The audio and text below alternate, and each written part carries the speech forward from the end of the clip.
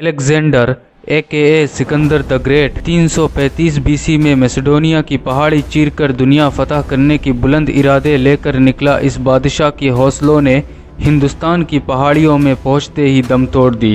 But why, इतिहास की इस महान बादशाह के साथ ऐसा क्या हुआ था जिसने इसे हिंदुस्तान की मुहासरा को छोड़कर पीछे हटने में मजबूर किया?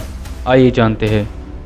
पार्जियन एम्पायर को फतह करने के बाद 328 BCE में अलेक्जेंडर ने अपना रुख हिंदुस्तान की तरफ किया। 327 BC की सर्दियों में अलेक्जेंडर ने कुनार वैली, गुरेस वैली, स्वात और बुनार वैली का मुहासरा करके इस रीजन को अपनी कंट्रोल में ले लिया। फिर 326 BCE में हाइडसपास की लड़ाई में राजा पोरुस को शिकस्त देकर हाइडसपास, जो झेलम कहलाता है, उस इलाके को अपने अंडर लेकर पोरुस को अपना एलाई बना लिया। बिकॉज राजा पोरुस एक बहादुर वॉरियर था। लेकिन हिंदुस्तान में अलेक्जेंडर की खुशी यही तक था क्योंकि यहाँ से आगे वो कभी नहीं बढ़ पाया।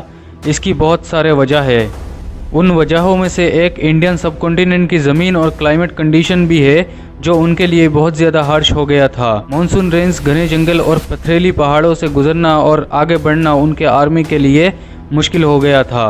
अपने इस 10 साल के लंबे कैंपेन के दौरान अलेक्जेंडर की फ़ौज की एक बड़ा हिस्सा बीमारियों का शिकार बन गया और बाकी आर्मी बहुत ज़्यादा थक चुकी थी। सो उस आर्मी ने धीरे धीरे बगावत करना शुरू कर दिया था और ईस्ट की तरफ मज़ीद आगे बढ़ने से इनकार कर दिया था। अलेक्जेंडर उन्हें आगे बढ़ने के लिए बार बार हुक्म दे रहा था पर उन्हें आगे बढ़ने के लिए किसी तरह कायल नहीं कर सका।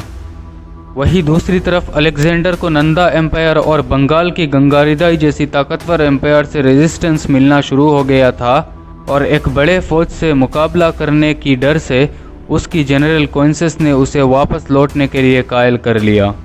आज की मुल्तान में मौजूद मिलियन किले की मुहासरे के दौरान फेफड़ों में तीर लगने की वजह से अलेक्जेंडर बहुत बुरी तरह से घायल हो गया था।